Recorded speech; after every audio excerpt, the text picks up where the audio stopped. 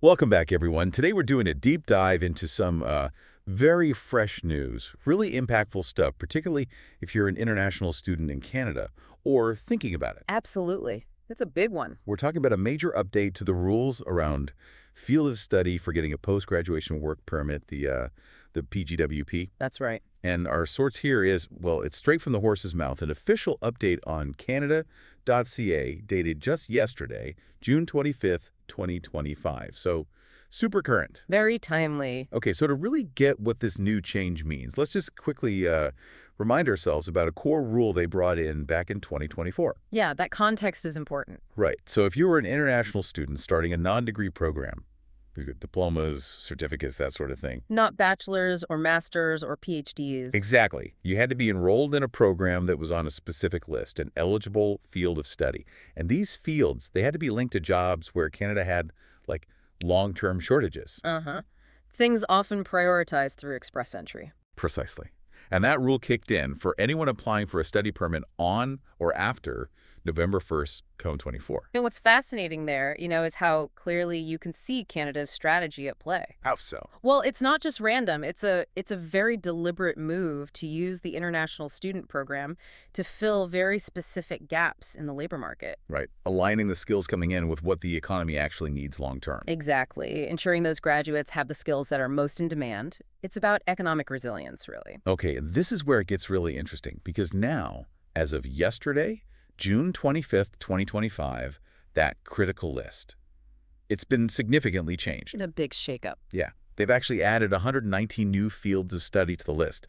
Looks like a focus on areas like healthcare, social services, education. And trades, too, I saw. And trades, yes. But it's not just additions. It's a dynamic list, like you said. They've also removed 178 fields. Wow, that's quite a few removals. Apparently, those are no longer linked to occupations with those high-priority, long-term shortages. And that makes perfect sense because these changes, they directly mirror Canada's 2025 priorities for express entry. That's the main system for skilled immigrants. Ah, okay. So it's all connected. Deeply connected. It just highlights how dynamic these eligible fields are. They aren't set in stone. The government is constantly tweaking the system based on economic signals. So what's the new tally then, after these ins and outs? Well, the update states there are now 920 fields of study that make you eligible for a PGWP if you're in a non-degree program. 920. That's still a lot, but it shows they're getting pretty specific about workforce planning. Very granular. Yeah. But, this immediately brings up a question and a potential worry for students who are already here, already studying. Right. Like, what if my program was on the list when I applied, but now it's gone? Am I out of luck for a PGWP? That's the key concern.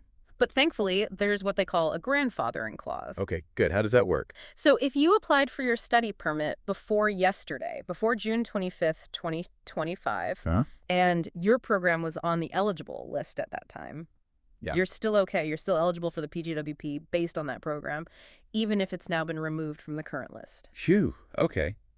That's really crucial information. Provides some stability for those already in the pipeline. Definitely. It avoids penalizing people midstream. And if you want to see the full list, all 920 of them, where do you find that? It's all up on the Canada.ca website. They've organized it using the classification of instructional programs system, the CIP codes. Right, the CIP system, which is basically like the standardized way Canada categorizes every single college and vocational program out there. Exactly. So you can look up your specific program code.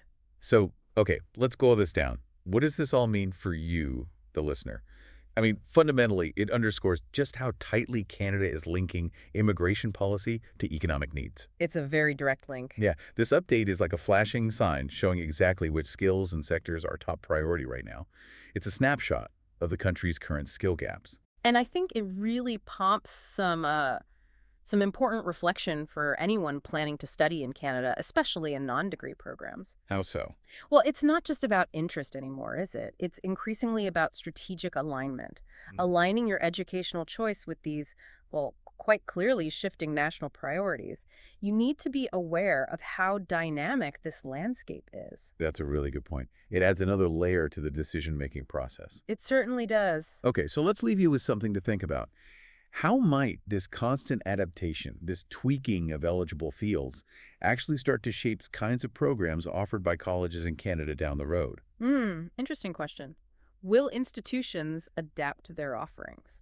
And on a personal level, if you're a future student, what kind of strategies might you need to develop to sort of navigate these changing requirements and make sure your study path keeps you aligned with Canada's needs? Lots to consider there.